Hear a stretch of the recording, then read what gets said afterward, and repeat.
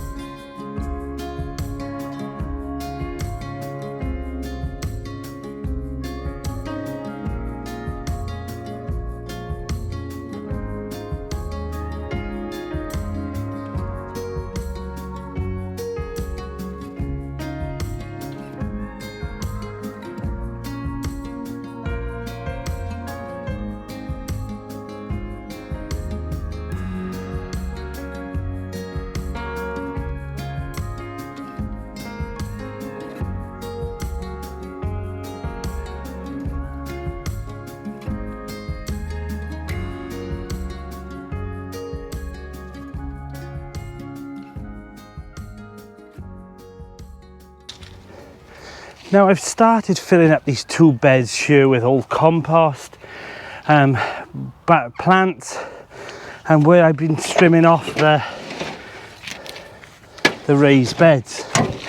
Now this will all rot down by spring, but I'm hoping that this will go down enough, and then I'm going to put a good couple of bags of compost on the top as well, and then plant into it. So underneath I'll carry on composting, and I did that over there as well, a bit like the old-fashioned trenching method. And yeah, these two beds then should be filled up, and I'm hoping to put some flowers in here for next year.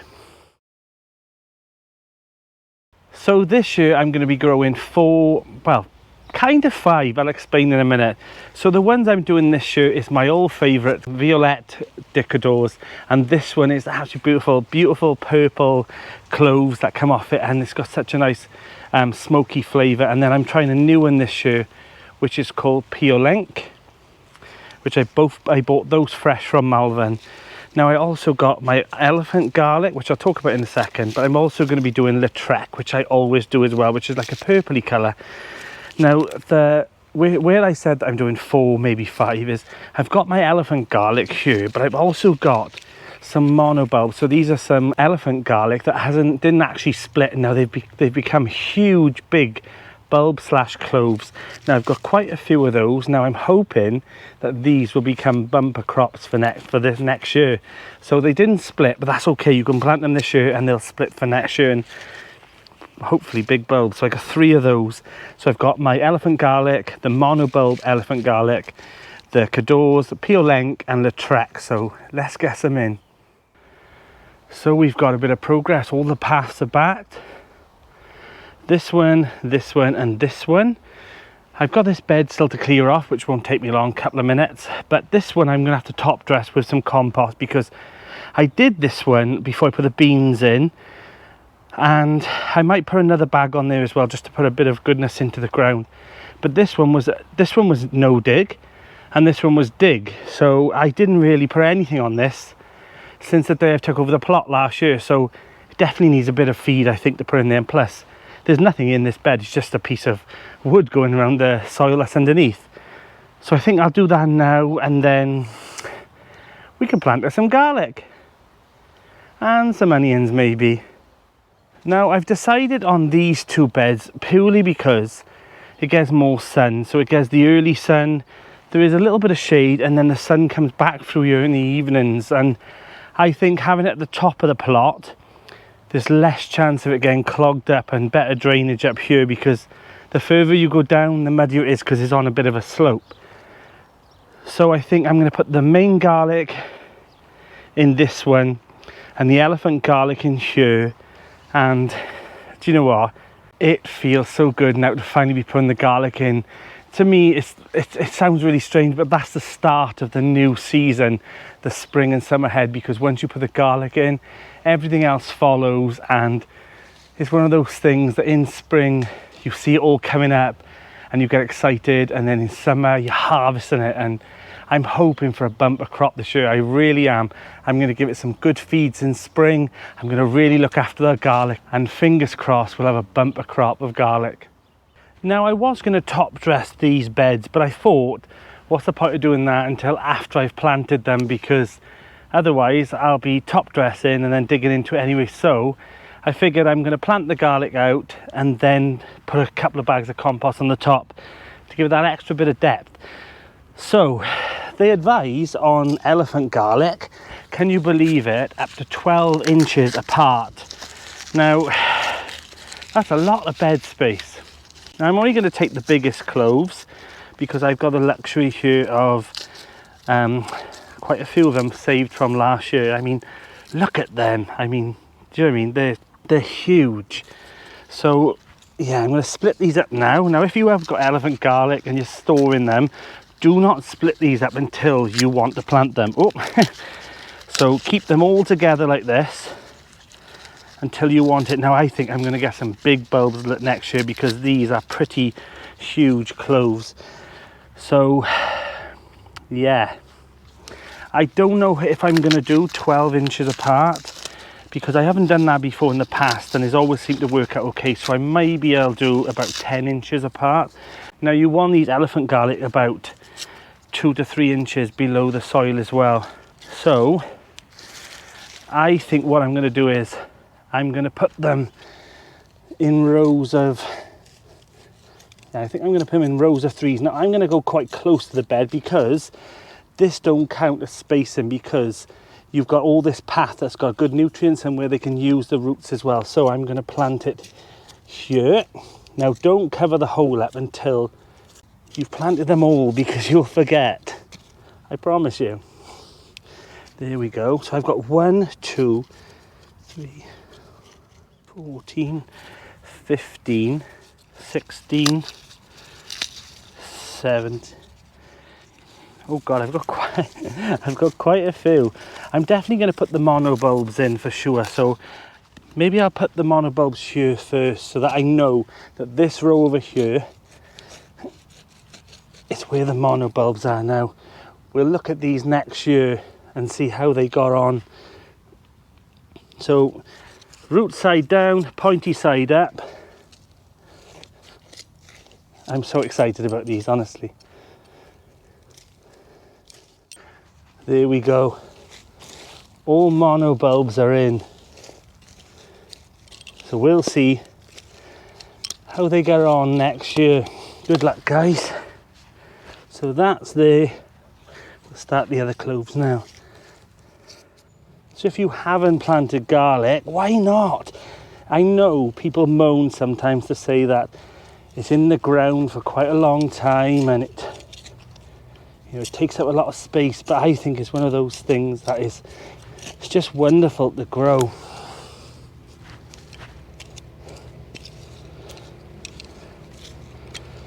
Right, I'm going to crack on and I'll get back to you when it's finished. So the garlic's all in, and there's about 24 elephant garlic in the top bed, and in here 30, about 50 cloves in this one as well. Now these are only put in about 1 inch underneath the soil, and now I'm going to top dress it with a bit of compost just to give it a good boost. But then later on in spring I'll give it a good feed again, and then another one then about a month before I harvest it. And it hopefully in a few months time this will be up here full of garlic and netted. Definitely get it netted.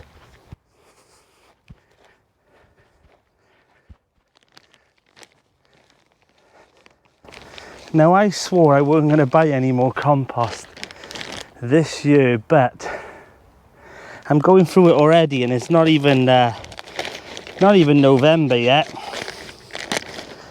But this definitely needs a good feed, and then I also want to use some of this then for in the polytunnel for the pak choys and the hanging baskets, and also leave one bag then as well ready for the start of the season for the onions. Now in here I've put bean canes down. Even though I've marked the beds, I like to make sure that I know there's dividers in the bed for later on, so I'll remember to put those back down in a minute.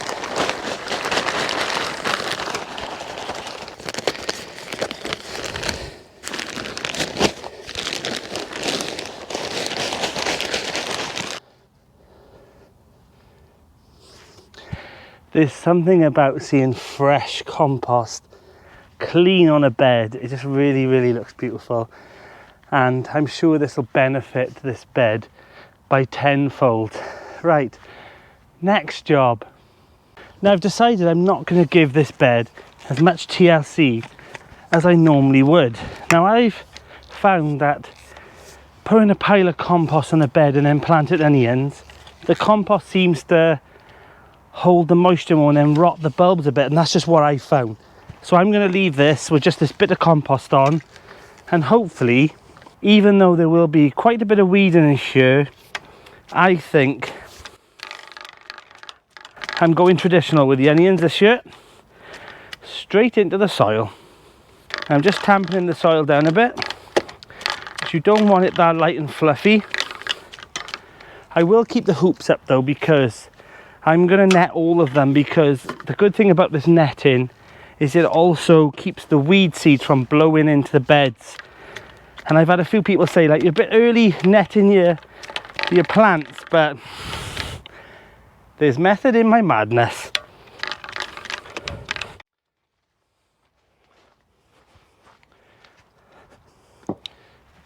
Now I've already started these off in a module tray, and we've got giant Stuttgarter, electric red, radar yellow, winter red, and then silver moon white. Now some of these will be for planting in the polytunnel, but we'll try and get as many as we can into this bed. Where's my trowel?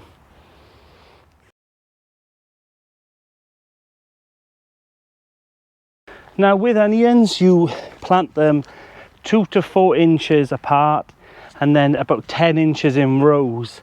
Now I used to ignore that until you have to hoe in between all those onion sets. So I'm going to listen. I'm going to listen to what they say this time. Well, I listen as much as I can. So this time I'm going to put some Stuttgarters in here first.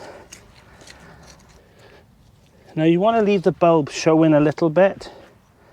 Don't saturate them with soil. I'm taking a gamble in this bed because it's quite wet, but it should be okay. Are you planting winter onions this year? Are you going to do it? Because every year I say I'm not doing it again because a lot of them do bolt, especially the red ones. But every year I say I'm not going to do it. And then I do it. Now this one's gone soft, as you can see. So we discard that one. Don't be planting any that are soft. You want them to be quite firm bulbs. God, it looks lovely seeing these in the bed. Really does. Now again, I will net this bed because the birds come down and they think these are little worms popping up through and they pull them out of the beds. And it's pretty annoying, to be honest, but it's better to net them now than keep faffing with them all the time. Just keep those birds out. Now I've run out of labels. Now I've got labels here, which I'm going to use. But I'm going to have to write some more labels out for the ones in the polytunnel. Do you know what? It's such an enjoyable experience to be here now in a nice warm day in autumn. It's peaceful here. There's nobody around and I'm in my elements. Okay, so I'm going to leave those like that now. Really, I should put a bamboo cane down there as well to divide it. Let's go.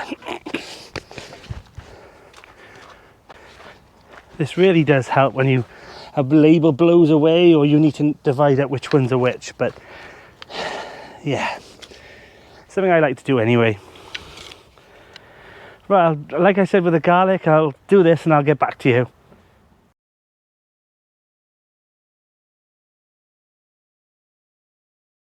So Bethan from Bethan's Kitchen and Garden is coming over today and visit me and Linda. She comes a couple of times a year and it'll be really nice to have a little catch up, show around the progress. You can see the new tunnel and hopefully Linda will bring a nice flask and some nice cakes. Fingers crossed. So Bethan's arrived from Bethan's Kitchen Garden. Now if you haven't already, go over to her channel. I'll put a link in the description. Go give her a subscribe. She got so much knowledge and she grows the most wonderful veg. Honestly, get over there. She's Welsh as well, so I mean, where could you go wrong with her? Now, let's get to Linda's because I'm hoping she's got some cake and coffee and Bethan's already there. I'm creeping up on him today. I've come around the other end.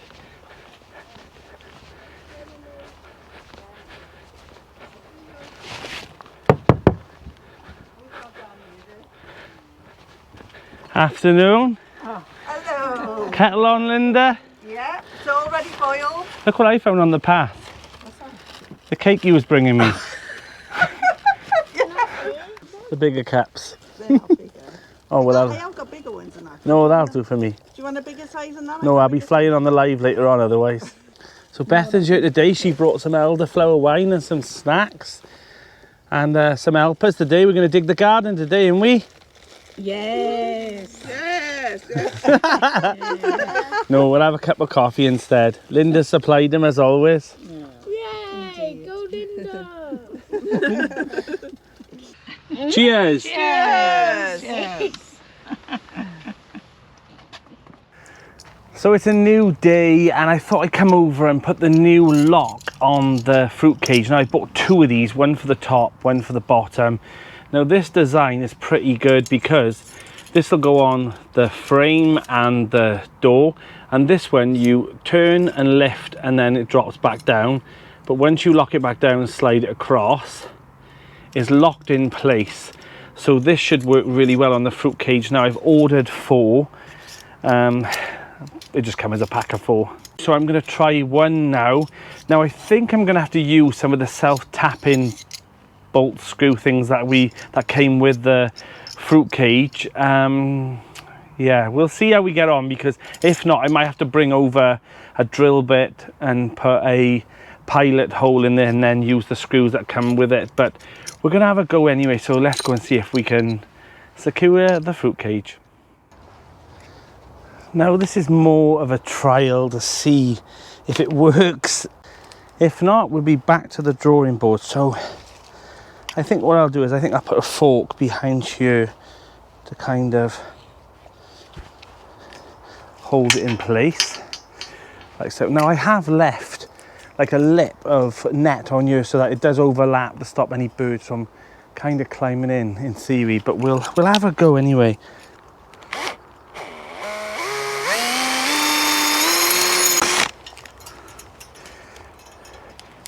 So we'll take off this velcro. I mean, it's too fiddly for me, to be honest. I want something I can just catch on, catch up and lock. I mean, yeah. Now I will have to get 2 larger, thicker screws for the bottom here and the top of this one, but overall I'm happy with that. Keeps it locked. Perfect.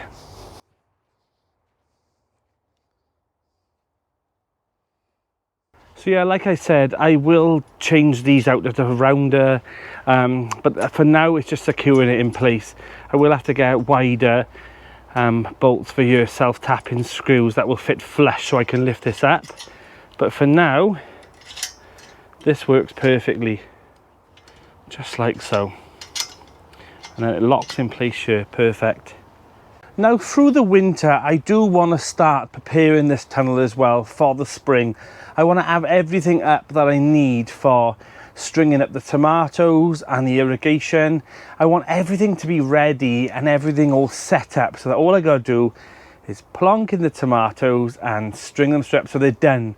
You know, the strings are already all in the ground ready for those tomatoes. I don't want to start doing those little jobs. I want to be prepared next year. So that's what I'm going to be doing. I'm going to start running lines through and making sure all the fitments, all the irrigation is all in place. And then all I've got to do then is wire it up then to the tank later on. I don't want to be running water through the lines and then they freeze over winter. So I'm going to leave them dry. Yeah, maybe I'll do that. I'm trying to keep as many jobs like the planting out and things like that for rainy days. We've got some rainy days coming up. So I'm trying to do all the things outside and then this stuff then left for rainy days so I can carry on going. The other day I was really tempted. It was a nice sunny day. And I thought, oh, it'd be perfect to come in here and plant. But then my logic kicked in and said, keep it for a nice rainy day, Danny. Now I also want to put a long floating shelf in the middle here. And you're probably thinking, why on earth would you need a long floating shelf when you've already got staging on both sides of the polytunnel? Well, when the tomatoes come in, there'll still be other things like my summer cabbages and my winter cabbages and all that will need to be protected from all those pesky slugs. So I want someone up here to keep, you know, all the plants off the ground. Now I've come up with a new design. I mean, there's many out there, and many YouTubers, many gardeners have come up with their own little versions. But I want to try and make mine as accessible for me as possible. And also somewhere to store it. So thank you so much everyone who gave me the ideas of what to use the staging for once I take it out here. And I had some fantastic ideas. And I'm going to take them on board and put them in practice later on in the season.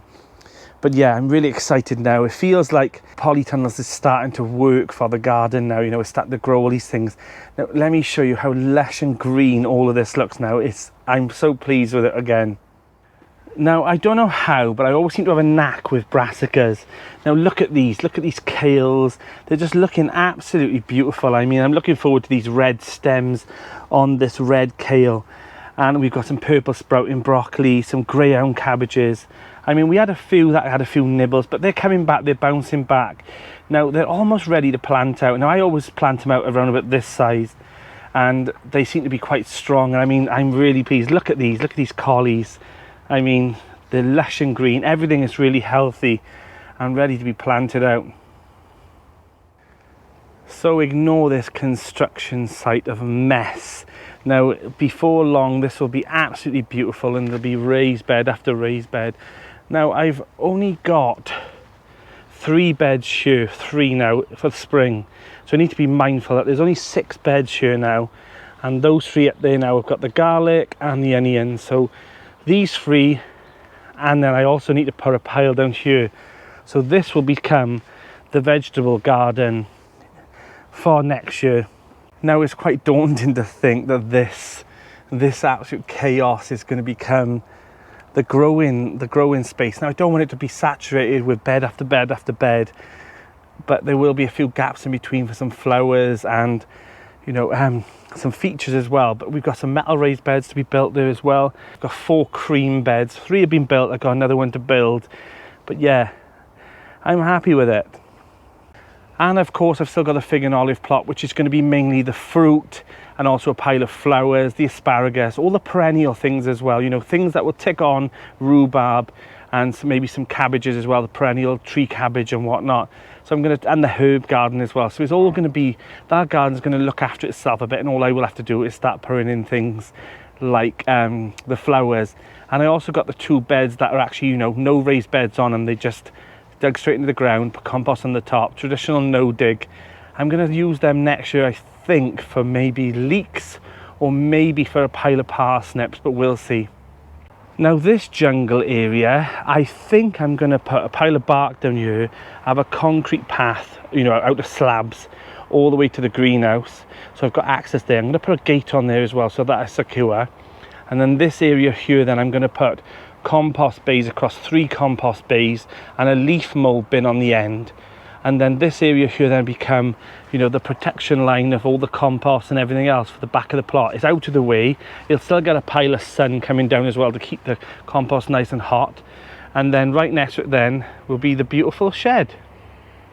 Now, of course, it wouldn't be a plot of mine without some archways as well. So I am going to add a few archways. There's going to be a gate here that'll go into this area. I want to have some dividing areas, and this area at the back will definitely be more of a private area, somewhere to have a cup of coffee and just chill out, and I'll be out the way, you know.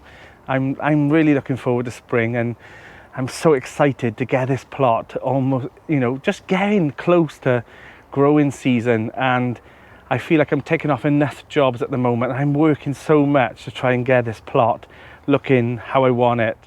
So all the jobs are done, and like I said, if you'd like to know more about how to plant garlic, the video is here. And if you want to watch Wednesday's video, which you might have missed, it's here.